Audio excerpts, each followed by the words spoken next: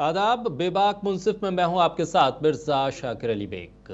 बिहार में चुनाव है और चुनाव के बीच में चुनाव आयोग का एक बड़ा फरमान जारी हो गया। 12 स्टेट्स, 12 राज्य जिसमें केंद्र शासित प्रदेश भी शामिल हैं, उसमें एसआईआर लागू कर दिया। चुनाव आयोग कहता है कि बिहार में जो हमने एसआईआर में किया वो एक ऐतिहासिक कदम था और उसमें हमने 100% सच्चाई के साथ तमाम जो फर्जी वोटर थे, जो मृत वोटर थे, जिन्हें मतदाता सूची में भारत की नहीं होना चाहिए थे, उनको हमने निकाल के बाहर कर दिया। अब इन 12 राज्यों में यह तमाम सिलसिला जारी हो जाएगा। लेकिन चुनाव तो बिहार में है और इस चुनाव में जुबानी जंग भी तेज है। तेजस्वी कह रहे हैं कि हमें वोट दो, हम रोजगार देंगे। बीजेपी कहती है कि आरजेडी ने 2 पीढ़ियों को बर्बाद कर दिया। अब कांग्रेस कहां है इस सब के बीच में? कांग्रेस का एजेंडा क्या है बिहार में? क्योंकि सवाल इसलिए उठ रहा है कि राहुल गांधी जिन्होंने अलग जगाई एसआईआर के खिलाफ, वो कब बिहार पहुंचेंगे, ये इंतजार हो रहा था। अब राहुल गांधी पहुंचे तो पहुंचे और प्रियंका भी साथ साथ बिहार में कदम ताल करने के लिए उतरने वाली है। यानी बिहार का चुनाव अब अपने उफान पर आने वाला है, पारा चढ़ने वाला है बिहार के चुनाव का। किस पार्टी का क्या एजेंडा है वो मैनिफेस्टो के जरिए तो सामने रखा जाएगा, लेकिन नेताओं के बयान बहुत महत्वपूर्ण हो जाते हैं, क्योंकि ये बयान ही बताते हैं कि दरअसल पार्टी के मन में क्या है और कागज पर क्या लिखा गया है। यही हुआ, क्योंकि एक तरफ तो मनोज तिवारी कह रहे हैं कि नीतीश कुमार हमारा चेहरा है और नीतीश कुमार के चेहरे पर ही हम वोट मांगेंगे, वही मुख्यमंत्री बनेंगे अगर हम जीत गए। वहीं अमित शाह कहते हैं कि हम होते कौन हैं, किसी को मुख्यमंत्री घोषित करने वाले, जो जीत कर आएंगे विधायक वो तय करेंगे। यानी पार्टी के भीतर भी अलग अलग नेताओं के अलग अलग बयान, किसको सच माने और किसको माने झूठ, यह बड़ा सवाल है। बिहार की राजनीति यह भी तय करेगी कि आने वाले वक्त में दिल्ली की कुर्सी कितनी मजबूत रहेगी, क्योंकि यह भी सच है अगर दिल्ली की कुर्सी को किसी ने संभाल रखा है तो एक तरफ तो नीतीश कुमार हैं तो दूसरी तरफ हैं चंद्रबाबू नायडू। और बिहार की कुर्सी नीतीश के पाले में जब तक है तब तक यह कहा जा रहा है कि दिल्ली की कुर्सी भी सेफ है। इसलिए नीतीश को चेहरा मान लेना और बड़े नेताओं की तरफ से नीतीश के चेहरे पर कुछ खुलकर ना बोलना, इस बात का डर भी है कि अगर नीतीश हमसे नाराज हुए तो फिर दिल्ली की कुर्सी भी डामाडोल हो जाएगी। ऐसे में दिल्ली बचे या बिहार में सत्ता में वापस आए, होगा क्या? नेताओं के बीच जबानी जंग के बीच हम आज जिस मुद्दे पर चर्चा करने जा रहे हैं वो खासा महत्वपूर्ण इसलिए भी है क्योंकि बिहार में छठ पर्व, जिसको बड़ी धूमधाम के साथ मनाया जाता है, आस्था का प्रतीक है और बिहार के लिए एक बहुत बड़े उत्सव का भी प्रतीक है, वो मनाया जा रहा है। और इस सब के बीच प्रधानमंत्री की डुबकी भी आने वाले वक्त में देखने को मिलेगी। कैसे जोड़ेंगे इस सियासत को आपस में? हमारे साथ कांग्रेस, बीजेपी और आरजेडी से उनके प्रवक्ता, उनके नेता हमारे साथ जुड़ रहे हैं। बीजेपी की तरफ से कुमकुम राज भारद्वाज हैं, कांग्रेस की तरफ से नदीम अंसारी हैं और आरजेडी की तरफ से प्रमोद सिन्हा साहब हैं। आप सभी का स्वागत है। सबसे पहले कुमकुम भारद्वाज, आपसे एक सवाल ये कि दरअसल नीतीश कुमार के नाम पर आप इतने एक तरह से खुलकर क्यों नहीं बोल रहे हैं? अमित शाह कहते हैं कि भाई हम कौन होते हैं, विधायक चुनेंगे और जिसे वो चुनेंगे वो मुख्यमंत्री बनेगा। मनोज तिवारी कहते हैं कि नीतीश कुमार ही हमारे नेता हैं। खुलकर क्यों नहीं कहा जा रहा? दूसरी तरफ से तो तेजस्वी यादव का चेहरा, नाम, पता सब कुछ खुलकर बता दिया गया, क्या वजह है? मैं आपको बता दूं कि कॉन्स्टिट्यूशन में या फिर डेमोक्रेटिक व्यवस्था में चीफ मिनिस्टर का जो पोजीशन होता है वो विधायक दल के नेता चुनते हैं। शायद जो आपके लोग बैठे हुए हैं पैनलिस्ट के तौर पे, या आप इस बात को भली भांति जानते हैं। सबसे पहले सीएम का कैंडिडेट घोषित नहीं होता। पार्टी के अंदर डिक्टेटरशिप नहीं है कि आपने किसी को एक सीएम कैंडिडेट के तौर पे प्रोजेक्ट कर दिया। आपको भी पता है कि विधायक जो चुन करके आएंगे वो सीएम को चुनेंगे। ऐसा तो नहीं है कि सीएम को ही पहले चुन लिया जाता है, विधायक बाद में चुनाव पे उतरते हैं। या लोकतांत्रिक व्यवस्था में जो इलेक्शन है वो बाद की प्रक्रिया है, पहले सीएम को सिलेक्ट कर लो, पहली बात। दूसरी बात, हमारे यहाँ नेता के तौर पे उनके लीडरशिप में हम चुनाव लड़ रहे हैं, इसमें कोई डिनाई नहीं है, कोई इफ एंड बट नहीं है। There is no doubt about that, वो मैं आपको बता दूं। दूसरी बात कि इन्होंने अपना चेहरा चुन लिया, इनके अंदर क्या डेमोक्रेसी है? क्या इनके अंदर कोई लोकतांत्रिक व्यवस्था के तहत ये लोग एक परिवार की पार्टी है? अगर मैं आपको बताऊं कि यहाँ पे जो इनकी तीनों फैमिली है, पहले मैं आरजेडी की अगर बात करूं तो आपको पता है कि तेजस्वी जो विधानसभा है उसके ऑपोजिशन के लीडर हैं, विधान परिषद में राबड़ी देवी हैं, और जो इनकी पार्टी है, आरजेडी पार्टी है, उसके अध्यक्ष कौन है? तो लालू प्रसाद यादव है।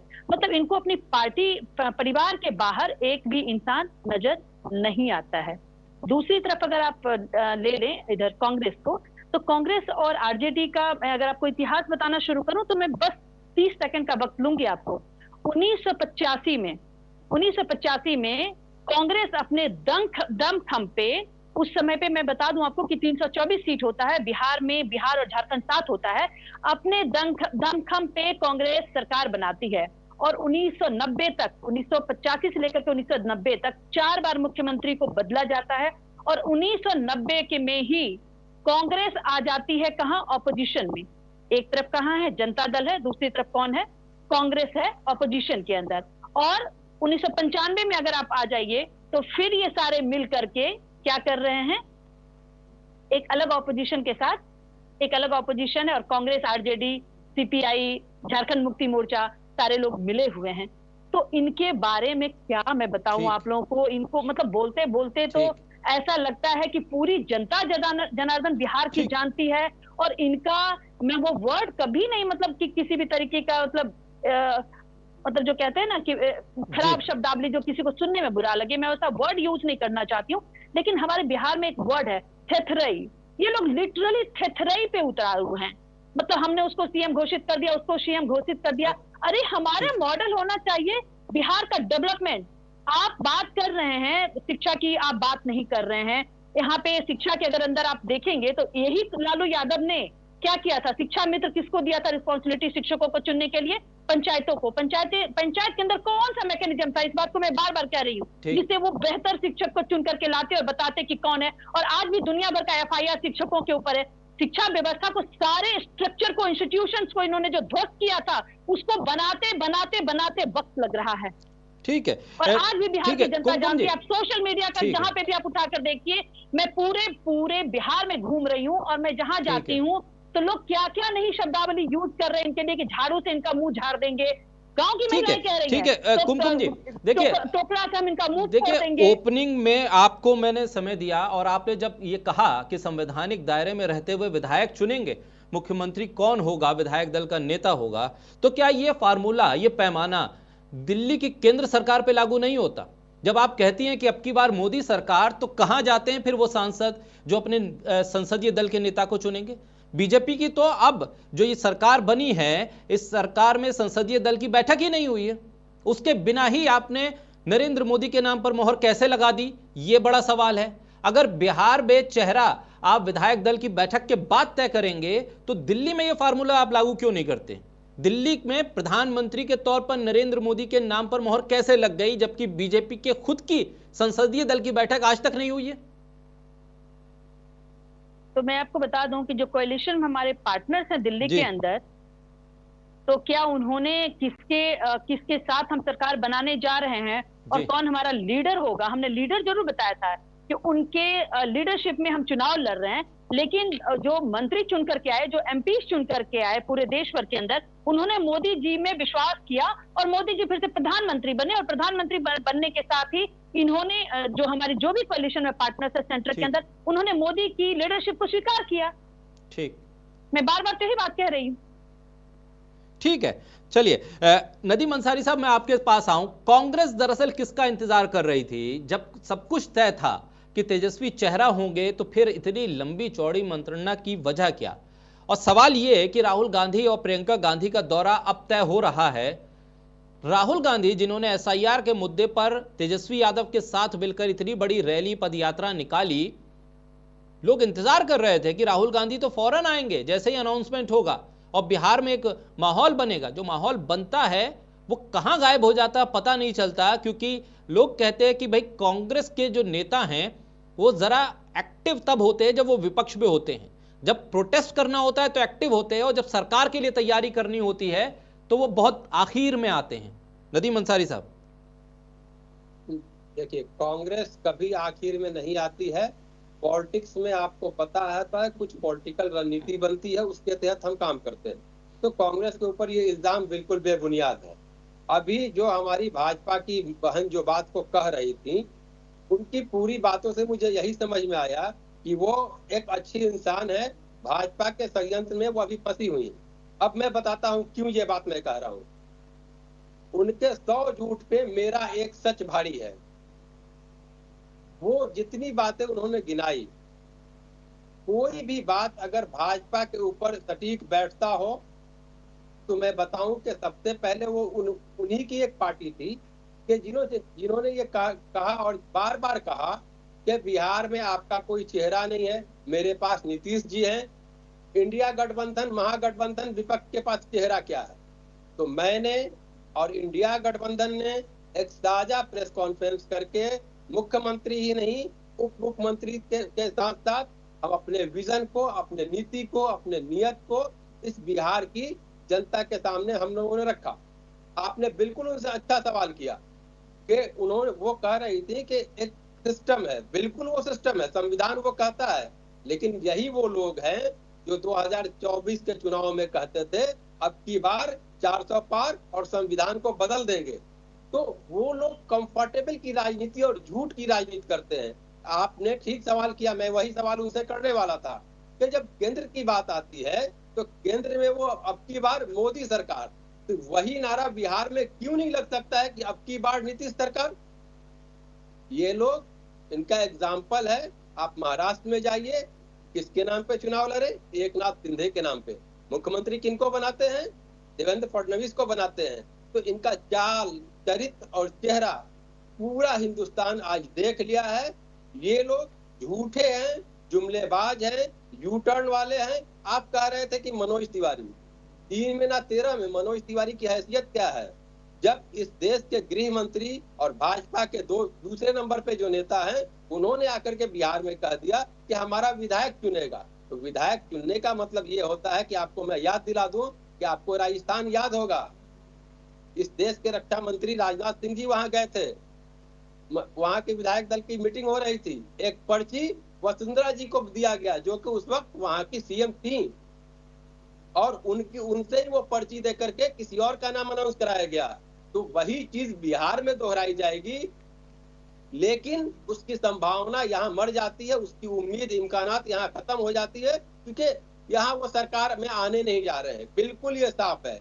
लेकिन उनकी जो नियत है वो बिल्कुल वैसे ही है कि अगर बिहार में गलती से उनको मौका मिला, जो कि कभी मिलने वाला नहीं है, तो नीतीश जी के हाथों वो पर्ची देंगे और किसी ऐरे गहरे का एक नाम उठाएंगे और कहेंगे ये हमारा मुख्यमंत्री बनेंगे। तो उनकी जो भी बातें, अभी वो कह रहे हैं कि हमने बार बार सीएम बदला, थोड़ा सा वक्त है, 30 सेकंड का में वक्त है। ठीक है। उत्तराखंड, यूपी, हरियाणा, ये जगह पे इन्होंने ही कितनी बार अपने मुख्यमंत्री का चेहरा बदला। तो इनके यहाँ मैं बार बार कहूंगा, ये वो पार्टी है ना नीति है, ना नियत है, ना चाल है, ना चरित्र है, बस हवाबाजी है, जुमलेबाजी है। 2014 में भी जुमलेबाजी करके सरकार बनाए। क्या क्या जुमला था? आज देश के गृह मंत्री ने कहा था कि प्रधानमंत्री चुनाव में जो भाषण देते हैं, चुनाव के बाद वो जुमला हो जाता है। 15 लाख रुपए, 2 करोड़ रोजगार, 100 स्मार्ट सिटी, हर सांसद, इन्होंने एक गांव गोद लिया था इनके सांसदों ने। इस तरीके से पूरी फहरिस्त है। नदीम साहब, चर्चा में आगे इन तमाम मुद्दों पर आएंगे और जो आपने सवाल उठाए हैं कुमकुम जी से उनका जवाब भी लूंगा, लेकिन अब प्रमोद सिन्हा साहब को भी इस पे जोड़ लेते हैं। प्रमोद साहब, तेजस्वी यादव का दबाव था, लालू यादव का दबाव था कि आपको चेहरा तेजस्वी का ही चाहिए और इसीलिए वक्त लग रहा था। खबरें आ रही थी कि भाई मनमुटाव सा हो रहा है, आप आपस में ही तमाम चीजें चल रही हैं। अगर ये तमाम कंफ्यूजन था तो फिर इससे पहले जो राहुल गांधी और तेजस्वी हाथ में हाथ डाल के चल रहे थे, वो सब क्या था? क्या ये कंफ्यूजन आपको लग नहीं रहा कि चुनावों के दौरान आना आपको और आपकी पार्टी, आपके गठबंधन के लिए नुकसानदायक साबित हो सकता था? और देखिए, ना हमारे यहाँ कोई कंफ्यूजन था, ना बिहार की जनता के मन में कहीं कोई कंफ्यूजन था। बिहार की जनता के मन में एक ही व्यक्ति थे, तेजस्वी प्रसाद यादव, जिनको बिहार की जनता अपना जनविश्वास और आशीर्वाद के रूप में उनको देने जा रही है। और कहीं कोई भ्रम की स्थिति नहीं थी, ना महागठबंधन के भीतर। हम लोग लगातार इस बात को कह रहे थे, लेकिन एक परसेप्शन चलाया जा रहा था, लेकिन जो नैरेटिव सेट करने का प्रयास किया जा रहा था, आज जो है उसका घड़ा फूट गया। समझने वाली बात है कि लोग जो अंगुलियां उठा रहे थे हमारे महागठबंधन पे, आज उनकी स्थिति क्या है? आज उनके पास तो कोई चेहरा है नहीं। वो कहते हैं माननीय मुख्यमंत्री नीतीश कुमार जी के नेतृत्व में हम चुनाव लड़ेंगे, लेकिन संसदीय दल तय करेगा, विधायक तय करेगा। तो ये जो है एक तरह से नीतीश कुमार जी को ठिकाने लगाने का ये लोग प्रयास करने जा रहे हैं। और जिस प्रकार से चाहे वो महाराष्ट्र की बात कर लीजिए, चाहे मध्य प्रदेश की बात कर लीजिए, जिन चीजों का प्रयोग इन्होंने पहले करने का काम किया, उसका प्रयोग बिहार में करने की इनकी इच्छा और मानसिकता है। लेकिन बिहार की जनता सजग है। बिहार की जनता जो है अब परिवर्तन की राह पे आगे बढ़ चुकी है। बिहार अब परिवर्तन की राह पे आगे बढ़ चुका है। बिहार की जनता पढ़ाई लिखाई, दवाई, कमाई, सिंचाई, सुनवाई और कार्रवाई वाली सरकार बिहार में देखना चाहती है। क्योंकि 20 सालों के शासनकाल में आपने देखा कि किस प्रकार से बिहार को इन लोगों ने अंतिम पंक्ति पे, हर सूचकांक में अंतिम पंक्ति पे खड़ा करने का काम किया। चाहे आप गरीबी उन्मूलन की बात कर लीजिए, शिक्षा की बात कर लीजिए, स्वास्थ्य की बात कर लीजिए, प्रति व्यक्ति आय की बात कर लीजिए, प्रति व्यक्ति निवेश की बात कर लीजिए, किसानों की प्रति व्यक्ति आय की बात कर लीजिए, चाहे साक्षरता दर की बात कर लीजिए। बिहार को इन लोगों ने अंतिम पंक्ति पे खड़ा करने का काम किया है। बिहार से पलायन बदस्तूर जारी है और बिहार में बेरोजगारों का इन लोगों ने हब तैयार करने का काम किया है। बिहार के ही छात्र दूसरे राज्य में, जो मेधा शक्ति का पलायन हो रहा है, बिहार के ही छात्र दूसरे राज्य में जा रहे हैं। बिहार के शिक्षक उनको दूसरे राज्य में पढ़ा रहे हैं, वहां इंफ्रास्ट्रक्चर डेवलप करके दे दिया गया है। तो बिहार का जो मेधा शक्ति दूसरे राज्य में जा रहे हैं, उस पर हमारे नेता ने कहा है कि हम एजुकेशन सिटी बनाने का काम करेंगे, हमारी सरकार बनेगी तब। और उस जो छात्र, जो शिक्षक यहाँ से दूसरे राज्य में जा रहे हैं, उनको कहीं जाने की जरूरत नहीं होगी। उनकी सुविधा के हिसाब से यही व्यवस्था की जाएगी। जो 2,90,00,000 जो पलायन करके दूसरे राज्य में लोग गए हुए हैं, और 20 वर्षों से माननीय मुख्यमंत्री नीतीश कुमार जी, 11 वर्षों से डबल इंजन की सरकार है, एक भी अगर रुई का कारखाना, सुई का कारखाना अगर ये लोग बिहार में लगा दिए होते तो कोई बात होती। लेकिन इन लोगों ने सिर्फ जुमलेबाजी के अलावा बिहार को कुछ देने का काम नहीं किया है। तो बिहार की जनता अब इनके जुमलेबाजी से उब चुकी है पूरी तरह से। और हमारे नेता आदरणीय तेजस्वी प्रसाद यादव जी का जो संकल्प था, और उन्होंने जो 17 माह में अपने सेवा काल में जो 5 लाख सरकारी नौकरी देने का काम किया, 4.5 लाख नियोजित शिक्षक को राजकर्मी का दर्जा देने का काम किया, 3.5 लाख नौकरियां प्रक्रियाधीन करने का काम किया, IT policy, tourism policy, sports policy बनाने का काम किया, मिशन 60, मिशन बुनियाद, मिशन परिवर्तन के तहत स्वास्थ्य व्यवस्था में आमूलचूल परिवर्तन करने का काम किया। रात के 1 बजे 2 बजे वो विजिट करते थे। और 7 तो वैसे डॉक्टर जो सेवा नहीं देते थे लेकिन वेतन का लाभ उठाते थे, वैसे डॉक्टरों पर उन्होंने एक साथ कार्रवाई करने का काम किया। तो जो टेलर बिहार की जनता ने उस 17 माह में देखने का काम किया, उसकी पूरी फिल्म बिहार की जनता देखना चाहती है। और हमारे नेता आदरणीय तेजस्वी प्रसाद यादव जी कहते हैं कि हमको मात्र 20 माह का समय दीजिए, हम बिहार को बदलाव के पथ पर ले जाएंगे और 5 साल में बिहार को हम विकसित राज्य की श्रेणी में खड़ा करने का काम करेंगे। तो निसंदेह बिहार की जनता इस बार ने मन बना लिया है। अब मात्र जो है 14 तारीख जो मत परिणाम आएंगे, आप देखिएगा एक तरफा विक्ट्री महागठबंधन की होने जा रही है। ठीक है, जो कंफ्यूजन है प्रमोद जी के बीच में, जो एनडीए में जो कंफ्यूजन है, प्रमोद जी मैं आपके पास आऊं, आप सामने आ रहा है। प्रमोद जी आप मांग रहे हैं 20 दिन, 20 महीने, तेजस्वी यादव कह रहे हैं कि 20 महीने। कुमकुम जी, तेजस्वी यादव 20 महीने में तमाम चीजों को जो वादे कर रहे हैं उसको पूरा करने की बात कर रहे हैं। सवाल यह है कि बीजेपी और नीतीश कुमार जब से साथ में हैं, लगातार सरकार में ही हैं, और इतना लंबा समय जब किसी गठबंधन को हो जाता है, 2 दलों को हो जाता है, तो लोग उम्मीद करते हैं कि आप ये बताएंगे कि आपने करा क्या, ना कि ये कि आप करेंगे क्या। सवाल यह है कि बीजेपी अभी भी लालू यादव के शासन का हवाला देके लोगों से ये क्यों कह रही है कि लालू यादव के वक्त में ऐसा था तो तेजस्वी यादव को मत चुनिए, शहाबुद्दीन के वक्त में ऐसा था इसलिए उनके बेटे को वोट मत कीजिए। आपने क्या किया कि जिसके आधार पर लोग आपको चुने, ना कि आपके विपक्षी पार्टी ने क्या नहीं किया उसके आधार पर आपको वोट मिले? मैं आपको बता दूं, मैं प्रोफेशन से एक आर्किटेक्ट हूं और इसी जंगल राज के दौर में पढ़ने के लिए मुझे बिहार से बाहर जाना पड़ा और बिहार लौटी हूं पिछले 4 साल से। बिहार का चप्पा चप्पा जो कहते हैं ना, चप्पा चप्पा गांव गांव छानी हूं। इनकी थेथरई जो है ना, जिस बिहार के, उसको अगर बिहार को एक शरीर माना जाए तो जिस डॉक्टर ने इस शरीर को, कहते हैं ना कि बीमारू स्टेट के लिस्ट में जहां जब ये बिहार का नाम दर्ज रहा, और किसने, आशीष बोस ने जब इस वर्ड को लिया था, वो राजीव गांधी की सरकार थी, कोई भाजपा और एनडीए की सरकार नहीं थी। उस समय से जो बिल्कुल डैमेज कर दिया था, तो उनको सुन करके मुझे ऐसा प्रतीत होता है कि जिस डॉक्टर ने इस शरीर का अंग अंग जो कहते हैं ना कि एक एक बॉडी का पार्ट जो है वो निकाल करके नीलाम कर दिया, और आज वो गुलोरी खा करके कहता है क्या कि मुझे अपॉर्चुनिटी दो, मैं ठीक कर दूंगा। शर्म आनी चाहिए इन लोगों को ऐसी भाषा का प्रयोग करते हुए। जिस तरह से इन्होंने बिहार को रक्त रंजित किया है, उस बिहार को ठीक करने में जो वक्त लग रहा है, जो पैसा लग रहा है, वो पैसा आपको ये भी नहीं पता होगा। अंगली नीचे कीजिए, पहले जितना बोल रहे थे मैं सुन रही थी आपकी गली कटी और सड़ी हुई बातों को। जितना सत्यानाश इन्होंने बिहार को किया, उस बिहार को अब इनको बुलवा लीजिए, अब इनको बुलवा लीजिए, आप शांत हो जाइए। आपने बिहार को बर्बाद करने का काम किया, बिहार को गर्त में ढकेलने का काम किया। 20 वर्षों आप इनसे ही बुलवा लीजिए, आप मुझे चुप करा दीजिए। अगर होश को जी, ये नहीं रिस्पॉन्सिबिलिटी है कि मुझे वो कितना एम्पल टाइम टेबल बोलने का, ठीक है, तो उनको बोलने दीजिए। प्रमोद जी, पटना राजधानी में भी बिहार की जनता मंत्रियों को खदेड़ रही है, दौड़ा रही है। प्रमोद जी सवाल देखिए, प्रमोद जी, अब वहाँ भी मंत्री को खदेड़ा जा रहा है। प्रमोद जी देखिए, कुमकुम जी अपनी बात रख लें, फिर वापस आपके पास लौटूंगा, फौरन लौटूंगा आपके पास। जी कुमकुम जी अपनी बात पूरी कीजिए।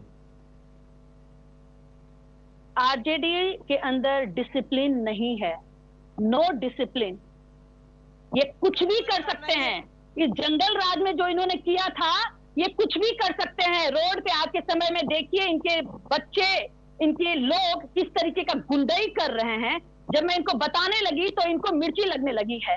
इनको पर्सनल कैपेसिटी में क्यों परेशानी हो रही है? मैं इनके जंगल राज की गतिविधियों को बता रही हूँ कि मैं जब गांव जब मैं घूम रही हूँ तो मैंने आईसीटी के तहत क्लासरूम देखा, मैंने मॉडल क्लासरूम देखा है वहां पे, जहां पे क्लाउड एजुकेशन के तहत बच्चों को बोर्ड पे, इलेक्ट्रॉनिक बोर्ड पे पढ़ाया जा रहा है। मैं पीएससी देख रही हूँ, पब्लिक हेल्थ सेंटर देख रही हूँ, मैं सीएससी देख रही हूँ, कम्युनिटी हेल्थ सेंटर्स देख रही हूँ। बिहार के अंदर सरपट दौड़ती हुई रोड देख रही हूँ, जहां पे मेरी गाड़ी जो है वो गड्ढे में ऊंचा नीचा होते हुए क्रेस्ट एंड ट्रफ का फॉर्म में नहीं वो जा रही है। वो एक रफ्तार से गाड़ी चल रही है कि आप 70, 80, 90, 120, 150 की गाड़ी स्पीड से मैं गाड़ी चला सकती हूँ बिहार के रोड पे, जो मैं कभी गुड़गांव में चलाया करती थी गाड़ी। तो और ये बात कर रहे हैं कि बिहार में डेवलपमेंट की बात कर रहे हैं। बिहार को जो इन्होंने सत्यानाश किया है, और ये क्या चाहते हैं, जो देश दुनिया, पूरे देश, पूरा विश्व, अपना देश खुद का, जो आर्टिफिशियल इंटेलिजेंस के दौर में किस पराकाष्ठा को छू रहा है, यहाँ पे अब दूसरे जो कहते हैं कि दूसरे ग्रहों पे अब टूरिज्म की बात हो रही है, वहां पे ये लालटेन दिखा रहे हैं हमें कि हम लालटेन से तुम्हारी प्रगति करेंगे। तो ये हमें बिहार का डेवलपमेंट मॉडल समझाएंगे। देखिए कुमकुम जी, किसी का चुनावी सिंबल है तो अपने सिंबल को ही बताएगा, तो इस पे तो कोई आपत्ति नहीं होनी चाहिए कि लालटेन दिखा रहे हैं। लेकिन जहां आप मोबाइल की रोशनी, देखिए आपत्ति इस चीज पे होगी कि इन्होंने जो रक्त रंजित बिहार को किया था, तो क्या अब बिहार में कोई भी, देखिए क्या अब बिहार में कोई भी हिंसा की घटना नहीं हो रही है, कोई मर्डर नहीं हो रहा, कोई हत्या नहीं हो रही है? मैं वही बता रही हूँ कि जिस तरीके से जो कहते हैं ना कि अभी आज के समय में आपने सुना होगा, नक्सलवाद को खत्म करने के लिए नॉट इवन 1 साल का भी वक्त नहीं दिया है हमारे गृह मंत्री ने। 1 साल का भी वक्त नहीं है, मार्च है 2026 कि तब तक नक्सल जो है अपना हथियार त्यागे और मेन धारा में शामिल हो। उसी तरह से बिहार में हम जो इन्होंने पूरी तरह से पूरे, कौन सा ऐसा डिस्ट्रिक्ट होगा कि जहां पे ये प्रॉब्लम नहीं था, कि जहां पे क्राइम नहीं था। क्राइम का रेट इतना ज्यादा था कि नीतीश जी की सरकार में आने के बाद से उनको बिहार आर्म एक्ट लाना पड़ा, और लाने के बाद से सारे हमारे हाई कोर्ट, बिहार में हमारे जो डीजीपी की पूरी टीम थी। अभी देखिए सोशल मीडिया, एआई का आप जिक्र कर रही हैं, अभी सोशल मीडिया पे एक यूट्यूब चैनल को आपके ही जो उम्मीदवार हैं आपके गठबंधन के, अनंत सिंह, वो बाहुबली नेता हैं, वो कह रहे हैं एक रिपोर्टर से कि मैं अभी आपको यहीं पर आपका मर्डर कर दूं तो कौन सी सरकार आपको बचाने आएगी। ये स्थिति तब है जब आप सुशासन की बात कर रही हैं और आपके ही उम्मीदवार एक रिपोर्टर से सीधे तौर पर कह रहे हैं कि मैं आपका यहां मर्डर कर दूं तो आपको कौन सी सरकार बचाने आएगी। ये सोशल मीडिया पे वेल नोन क्लिप है जो चल रही है। एआई का आपने जिक्र किया तो मैंने आपको बता दिया। तो क्या ये माना जाए कि जब से नीतीश कुमार का चेहरा सामने आया, बीजेपी साथ में आई, सुशासन आ गया है, किसी तरह की कोई हिंसा नहीं, कोई लूटपाट नहीं, जो सब कुछ होता था वो आज से 20 साल पहले होता था। उसी 20 साल पहले की घटनाओं को आप एक एक करके यहाँ कोट करते रहिए। 20 साल में आपने क्या किया इसे मत बताइए, इससे वोट मिल जाएगा क्या?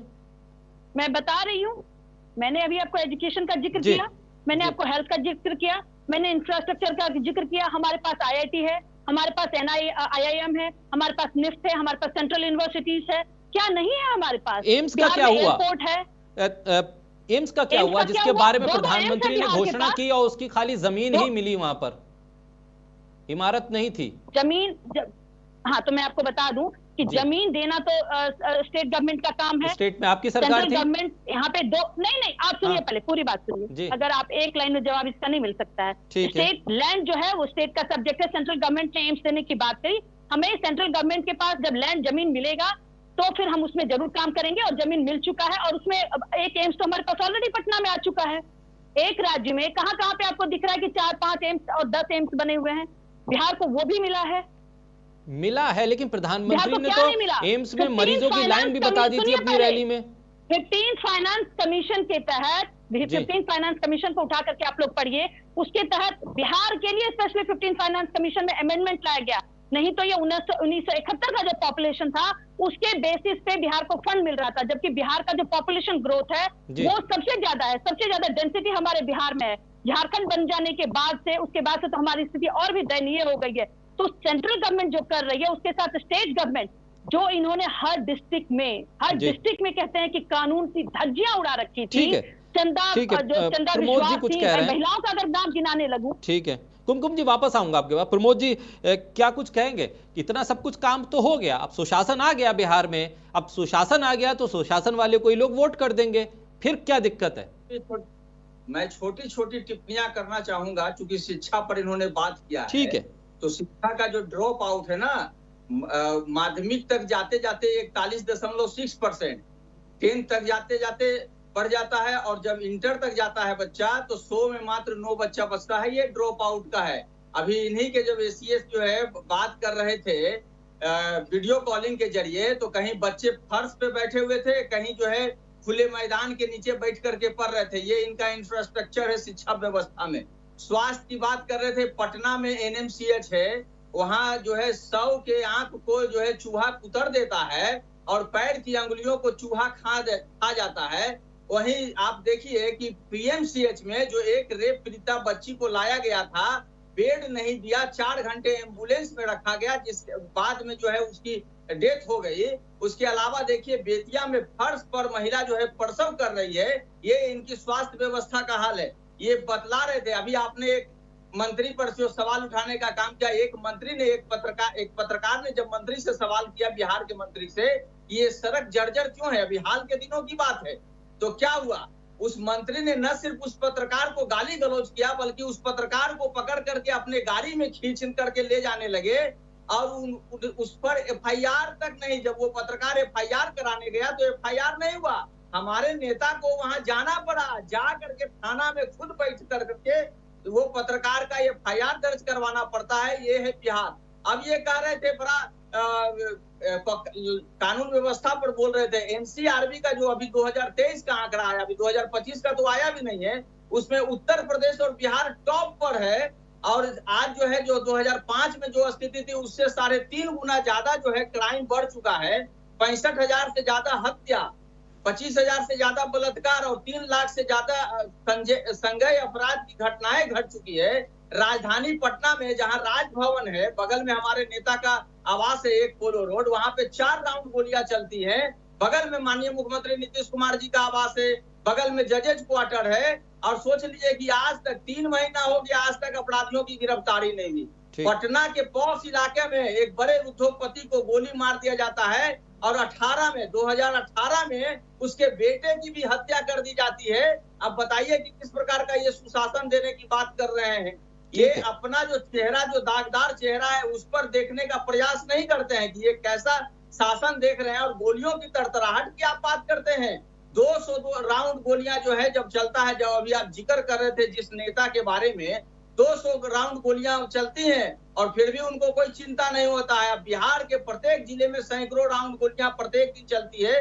राजधानी पटना में गोलियों की तड़तड़ाहट सुनाई देती है। और प्रमोद जी, कि अस्पताल के भीतर घुस करके 30 राउंड गोलियां मारी जाती है। प्रमोद जी, ये इस प्रकार का वातावरण बना हुआ है। ये लॉ एंड ऑर्डर पे बात कर रहे हैं। ठीक है प्रमोद जी, ये कह रहे थे अभी जो है इंफ्रास्ट्रक्चर और जमीन देने की बात। अभी तो अमित शाह जी ने कह दिया कि बिहार में तो जमीन है नहीं, जमीन तो अडानी को देने के लिए है ना।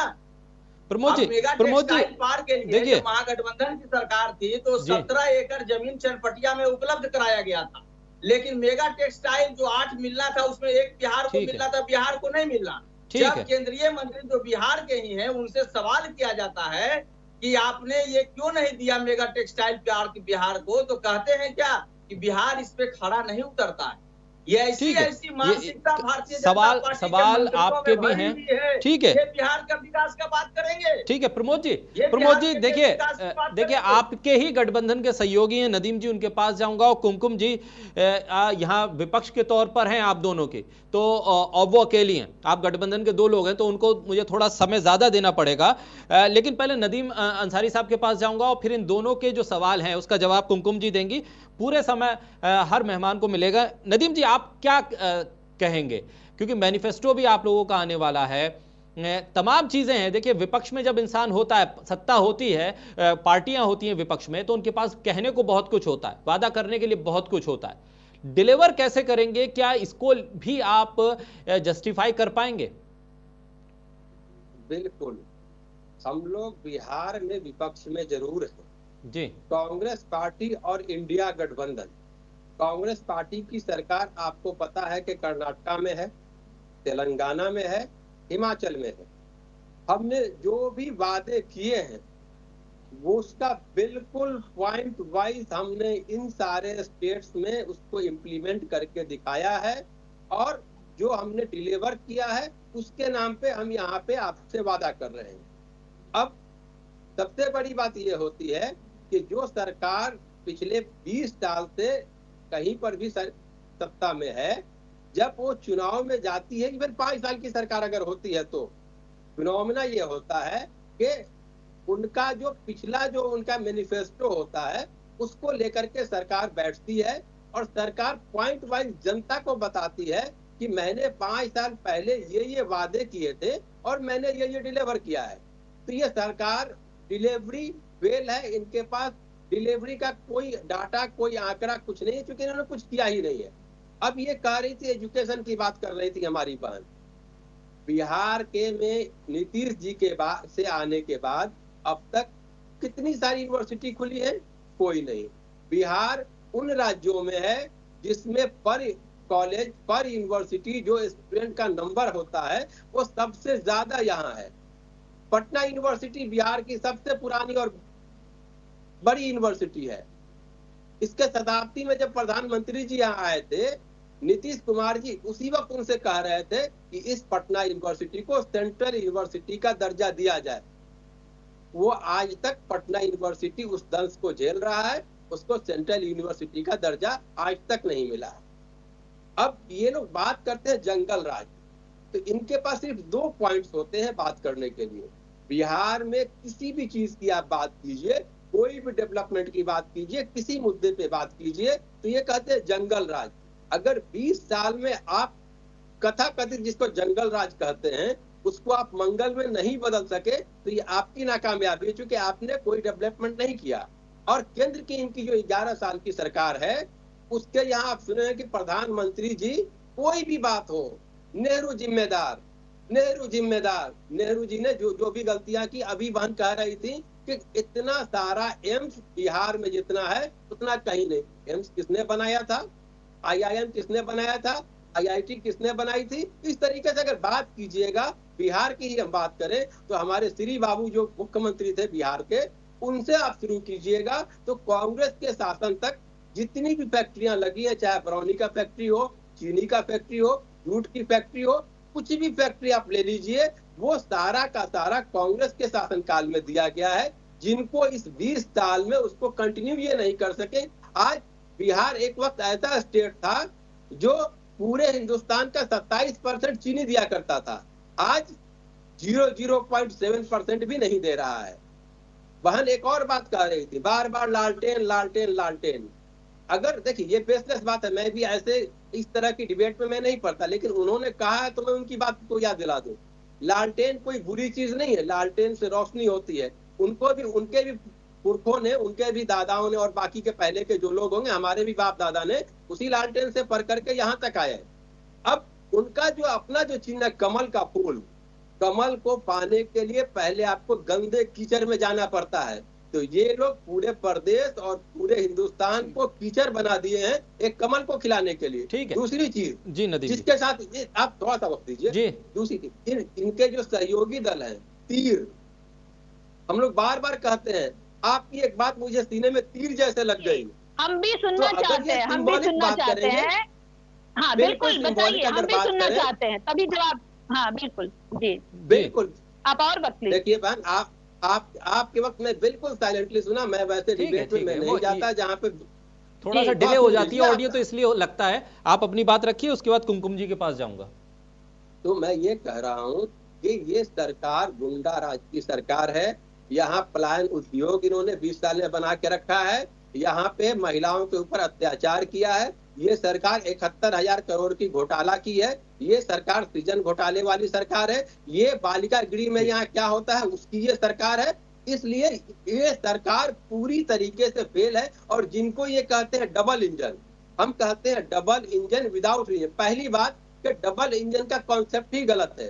जो स्टेट जहां का है वहीं से उसको गवर्न होना चाहिए, वहीं से उसके जो मुख्यमंत्री जी जिस भी पार्टी के हो उनको चलाना चाहिए। क्योंकि इनके यहाँ सिस्टम क्या है, हम दो, एक प्रधानमंत्री एक गृह मंत्री, यही दो लोग पूरे हिंदुस्तान को चलाते हैं। तो यही दो लोग जब दिल्ली से बैठ करके बिहार को चलाया जाएगा तो बिहार जैसे अच्छे राज्य को इन लोगों में गटर में डालेंगे। और ये लोग पूरी तरीके से बिहार को आज बर्बाद करके रखे हैं। इन्हीं की आंकड़ा अगर लीजिए आप, 10 सेकंड ठीक है, इन्हीं का आंकड़ा अगर लीजिए तो आज बिहार हर मानक में सबसे फिसड्डी और निचले स्टेट पे इन्होंने ला करके रख दिया है। ठीक है। कुमकुम जी, एक और पार्टी है बिहार में जो पहली बार चुनाव लड़ रही है, जन स्वराज पार्टी। ये आपके दोनों विपक्षी दल हैं जो सामने आपके गठबंधन है, वो कहते हैं कि जन स्वराज बीजेपी की ही टीम है और ये बहुत कैलकुलेशन के साथ इसको लॉन्च किया गया है।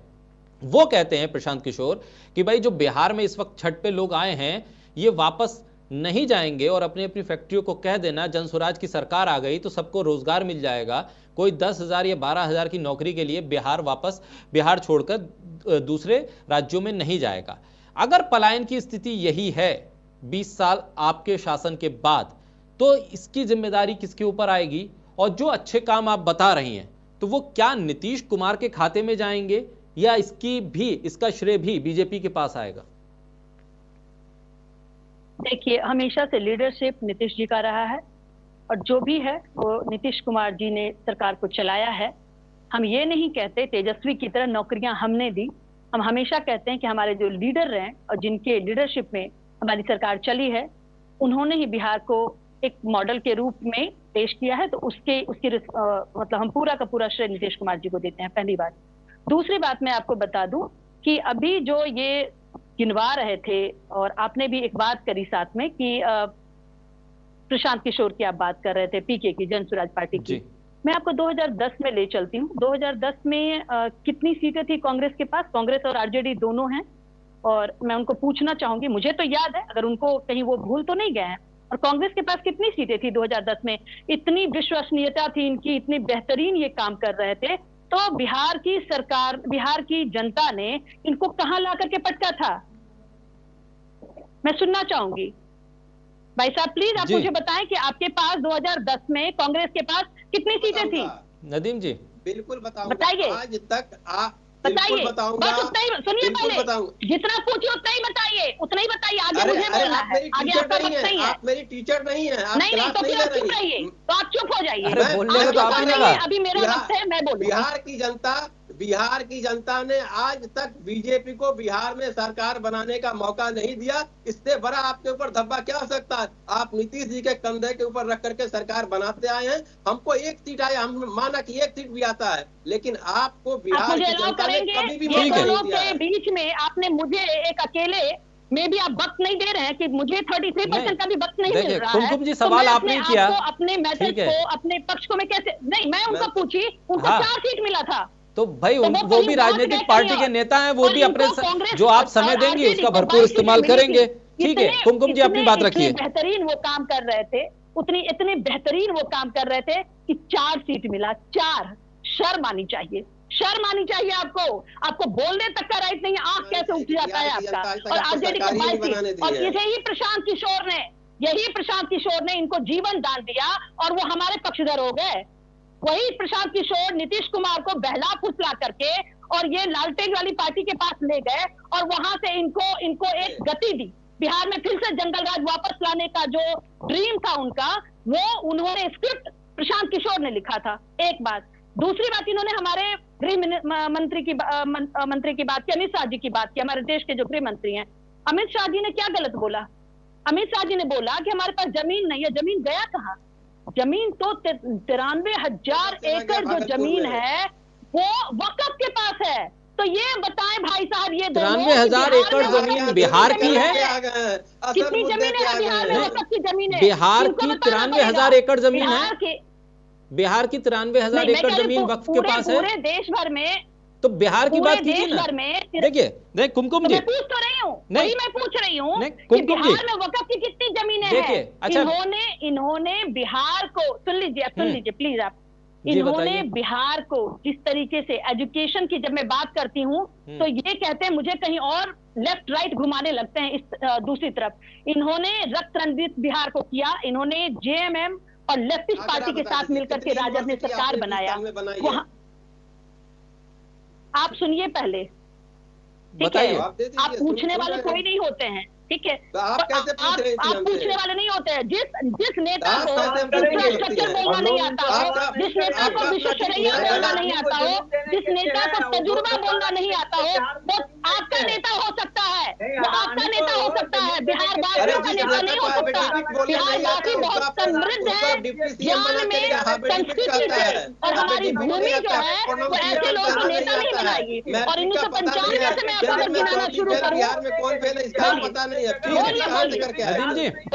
नदीम जी और प्रमोद जी, कुमकुम जी आप अपनी बात रखिए और इसके साथ रख दीजिए अपनी बात, क्योंकि आपने कहा कि जो प्रशांत किशोर थे उन्होंने डील करवाई थी आरजेडी और जेडीयू के बीच में, तभी ये सरकार बन पाई थी उनकी।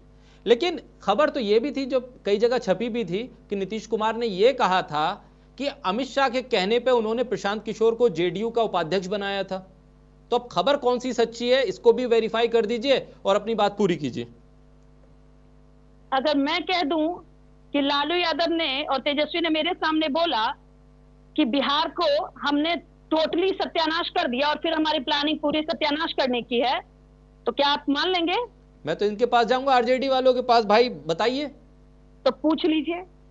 तो वही तो मैं आपसे पूछ रहा हूं। मैं तो पहले आपसे पूछ रहा हूं कि क्या आपका पहला वाला बयान सही है या पीके ने बहुत कुछ बोला। पीके ने जो भी बात बोली, जो भी भितिहरवा से उनकी यात्रा शुरू हुई, जो भी उन्होंने बिहार को लेकर के रखा था, उनका नियत इतना बुरा था और इतना, वो ही टोटली बिजनेसमैन, वो इतने घरों में घूम चुके हैं और उनके जहन में सिर्फ जो पॉलिटिक्स है वो समाज की हित की बात नहीं करता, वो उसको एक वो बिजनेस मॉडल समझते हैं। जगह जगह से डेटा इकट्ठा करना, जगह जगह से सिर्फ मतलब पैसे की उगाही करना। 243 करोड़ रुपया वो 3 साल में खुद ही वो पब्लिक डोमेन में आकर के कहते हैं कि मैंने इतना पैसा कमाया है।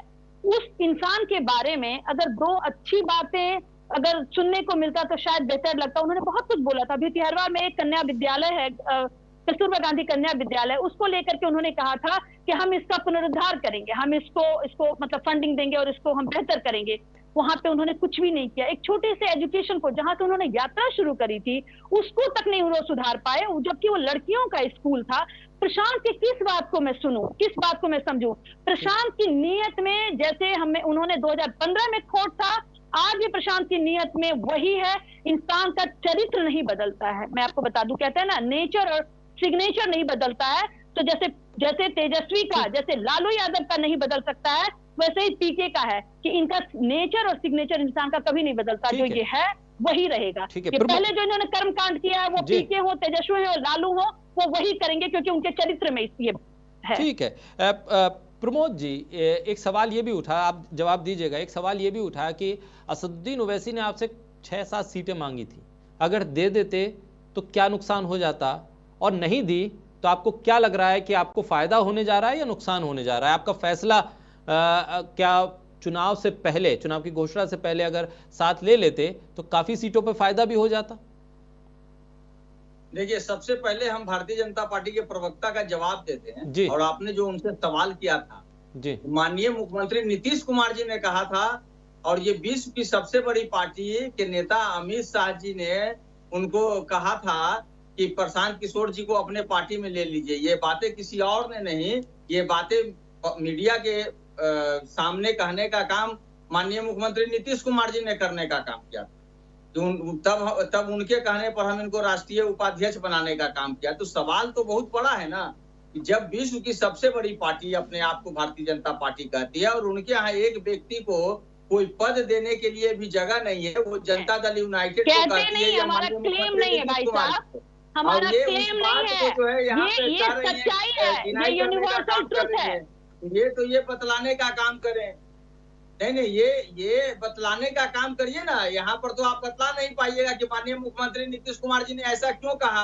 और माननीय मुख्यमंत्री नीतीश कुमार जी तो महागठबंधन में जब आए थे तो उन्होंने भारतीय जनता पार्टी के चरित्र को बतलाने का काम किया था ना। उन्होंने कहा था कि भारतीय जनता पार्टी हमारी पार्टी को समाप्त करना चाहती है, और भारतीय जनता पार्टी का यह चरित्र रहा है, कई राज्यों में रहा है। बिहार के परिप्रेक्ष्य में अगर आप सिर्फ देख लीजिए तो लोजपा को 2 बार किसने किया, ये बतलाने की जरूरत है क्या? जब जरूरत हुआ तो चिराग पासवान को केंद्रीय मंत्री, जब जरूरत हुआ पशुपति पारस को, जब उपयोग खत्म हो गया तो पशुपति पारस को बाहर कर दिया गया। उनका चाल चरित्र और चेहरा जो है जनता के सामने है कि अपने सहयोगी पार्टी को समय समय पर कैसे ठिकाने लगाने का काम करती है। और फिर से जो है, जो अमित शाह जी को जो मौजूदा बयान आया है, फिर से जो है माननीय मुख्यमंत्री नीतीश कुमार जी को ये लोग ठिकाने लगाने का काम करेंगे। क्योंकि इन्होंने कह दिया कि चेहरा तो जैसे नीतीश कुमार जी होंगे, लेकिन संसदीय दल और विधायक लोग तय करेंगे। तो ये स्पष्ट करता है कि इनको जो है फिर से इनकी पार्टी को समाप्त करने का पूरी तरह से ये लोग षड्यंत्र कर चुके हैं। अब सवाल जो आपने किया, आपने जो सवाल किया, देखिए बिहार के परिप्रेक्ष्य में महागठबंधन पहले से बनी हुई, और महागठबंधन के प्रति बिहार की जनता का जन विश्वास है, जनता का आशीर्वाद है। और दो परिप्रेक्ष्य मैं आपको बतला देता हूं। अभी भारतीय जनता पार्टी के प्रवक्ता हंस रही हैं। एक परिदृश्य आपको बतला देता हूं। कितना विश्वास है पता नहीं। सरकार के 4 सीट वाला आदमी, 22 सीट वाला आदमी जिसको प्रशांत ने जीवन दान दिया, बिहार की जनता को विश्वास है। मंत्री को खदेड़ा जाता है, दूसरे जिला में मंत्री को खदेड़ा जाता है। जब पत्रकार उनसे सवाल करते हैं तो वो बौखला जाते हैं। पत्रकार को बिहार अधिकार यात्रा पर हमारे राघोपुर के हाथ से निकल न जाए, महुआ वाले आपको धमकी दे रहे हैं, अपने लोकप्रिय नेता अभिवादन करने का काम करती है, उनसे संवाद स्थापित करने का काम करती है, काम करती है। परिवर्तन की आदि बढ़ रही है। और मात्र 2 दिन है, 6 तारीख और 11 तारीख, जब मत डाले जाएंगे तो खटाखट महागठबंधन के पक्ष में मत पड़ेगा। और 14 तारीख को जब मत परिणाम आएंगे तो इनकी विदाई, जो ये सरकार है, इनकी विदाई तय हो जाएगी। इस बार ये दहाई में भी आने वाले नहीं है। बिहार की जनता ने पुनः मन बना लिया है। पढ़ाई लिखाई, दवाई कमाई, सिंचाई, सुनवाई और कार्रवाई वाली सरकार बिहार की जनता देने जा रही है। बिहार की जनता जो अपने हक और अधिकार से जो वंचित रही है, दूसरे प्रदेशों में जा करके जो दंश झेल रही है ना, बेरोजगारी का, पलायन का, उससे वो मुक्त होना चाहती है। बिहार की जनता अब समृद्ध होना चाहती है। प्रत्येक ऐसे परिवार जिस परिवार में नौकरी नहीं है, उस परिवार को हमारे नेता ने कहा है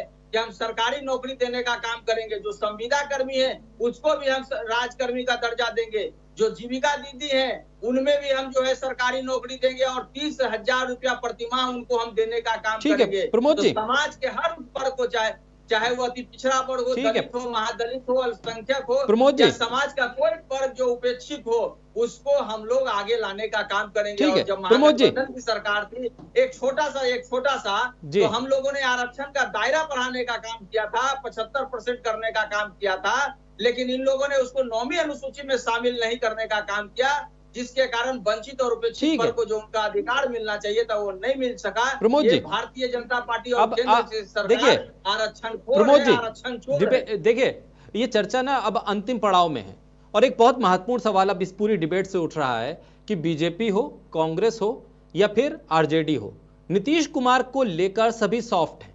नीतीश कुमार के साथ माननीय सम्माननीय जैसे तमाम जो उपनाम है वो जोड़ रहे हैं, लेकिन आपस में जब बीजेपी, कांग्रेस और आरजेडी के नेताओं के नाम ले रहे हैं तो उसके साथ ऐसा व्यवहार नहीं हो रहा। तो नीतीश सबके प्रिय कैसे हैं? कांग्रेस के प्रवक्ता हमारे साथ हैं नदीम अंसारी साहब। नदीम साहब, आपको भरोसा है कि या उम्मीद है कि नतीजों के बाद नीतीश कुमार वापस आ जाएंगे, इसलिए बहुत सॉफ्ट नजर आ रहे हैं आप लोग भी नीतीश कुमार के प्रति? देखिए, हमें उनकी जरूरत नहीं होगी। इंडिया गठबंधन 1/3 बहुमत से सरकार बनाएगी। अब आप जो कह रहे हैं कि नीतीश जी के प्रति हमारा सॉफ्ट कॉर्नर क्यों है जी, वो इसलिए थोड़ा होता है कि उनको उम्र के इस पड़ाव में जिस तरीके से भाजपा इस्तेमाल कर रही है उसको देख के इंडिया गठबंधन, कांग्रेस और एक अच्छे इंसान के दिल में ये दर्द होता है, एक अच्छे इंसान को भाजपा वाले मिलकर के क्या स्थिति ला दी। अब मैं दूसरी तरफ आना चाहता हूँ। ठीक है नदीम जी, बस अब देखिए मेरे पास 2-3 मिनट रह गए। नदीम जी एक सेकंड ठीक है। अभी बहन पीके की बहुत बात कर रही थी, वही पीके हैं जिन्होंने भाजपा को केंद्र में सरकार बनाने में मदद किया था। तो क्या उस वक्त भी पीके उतने ही बुरे थे? मैं अच्छा बुरा नहीं कर रहा हूं, मैं पूछ रहा हूं क्या पीके उस वक्त भी उतने ही बुरे थे तो उन्होंने सिलेक्ट किया था? यही उनका चाल, चरित्र और चेहरा है कि एक गंदे लोग को लाइए और उनके साथ मिलकर के सरकार बना लीजिए। या तो पीके अच्छे हैं या बुरे हैं, क्या है उनके साथ इन्होंने क्यों मिलकर के उनके साथ काम किया था? ठीक है कुमकुम जी, आपके पास आ रहा हूं। नीतीश कुमार को लेकर आपको क्या डर नहीं होता कि ये भाई ऐसा तो नहीं कि नतीजे आएंगे और वापस चले जाएंगे वहीं जहां से मिलकर सरकार बना ली थी? क्योंकि सॉफ्ट बहुत हैं, आप भी सॉफ्ट हैं नीतीश कुमार को लेकर और बाकी आपके जो विपक्षी दल हैं वो भी हैं। क्या कोई ऐसा डर है इसीलिए आपके बड़े नेता सीधे तौर पर खुलकर पूरा अनाउंसमेंट नहीं कर रहे हैं कि नीतीश कुमार ही होंगे मुख्यमंत्री अगर हमारी गठबंधन जीत गया तो? देखिए, हमारा कोई सॉफ्ट और हार्ड की बात नहीं है जी। नीतीश कुमार जी के साथ हमारा जो पहली बार वो सब सीएम बने थे उस समय से लेकर के और जो जिस समय पे हमारे अटल बिहारी वाजपेयी की सरकार थी उस समय पे भी हमारे साथ नीतीश कुमार जी थे, और तो हमारा उनके साथ नेचुरल अलायंस है। हमारा उनके साथ कोई इस तरीके का नहीं है कि फ्लिप फ्लॉप वाला सिचुएशन की बात है। एक बात तो ये मैं बताऊं। दूसरी बात मैं बता दूं, बार बार पीके की बात होती है तो पीके का मैं बता दूं कि हमारे जो आज के माननीय प्रधानमंत्री मोदी जी हैं, इन्होंने जिसमें भी उन्होंने वो एक कैलिबर देखा, एक स्पार्क देखा, उसको वो बुलाते हैं। हमेशा से ये बात रही है और उनसे बातचीत करते हैं। उसी क्रम में प्रशांत को बुलाया गया, प्रशांत उनके साथ थोड़े समय तक रहे, लेकिन उसके बाद से फिर प्रशांत को हमने उनकी बातों को हमने मतलब समझ लिया कि ये कितने गर्त में है और कितनी इनकी समझदारी है, तो हमें प्रशांत के साथ कुछ ज्यादा उनके ऊपर बोलने की बात नहीं है। और दूसरी बात मैं कहूंगी, मैं भी अभी पूरे बिहार में घूम रही हूँ तो एक महिला कह रही है और एक पुरुष भी कह रहे हैं, और उन लोग को सुन करके मुझे लगता है कि मतलब कि जो ये आरजेडी और कांग्रेस वाले जो लोग हैं कि जमीनी हकीकत से कितना दूर है कि वो बूढ़े बूढ़े महिला पुरुष कह रहे हैं जिन्होंने जंगल राज को देखा और अपने बच्चों को भी समझा रहे हैं। सुन लीजिएगा एक मिनट, कि क्या वो हमको कहेगा कि हम मास्क पे दे देंगे, तुमको घर बना देंगे, तो भी हम जंगल राज वालों लालू और तेजस्वी को हम वोट नहीं करेंगे। ठीक है प्रमोद जी, लास्ट कमेंट आपसे 10 सेकंड है मेरे पास। प्रमोद जी, नीतीश कुमार वापस आएंगे तो दरवाजे खुले हैं?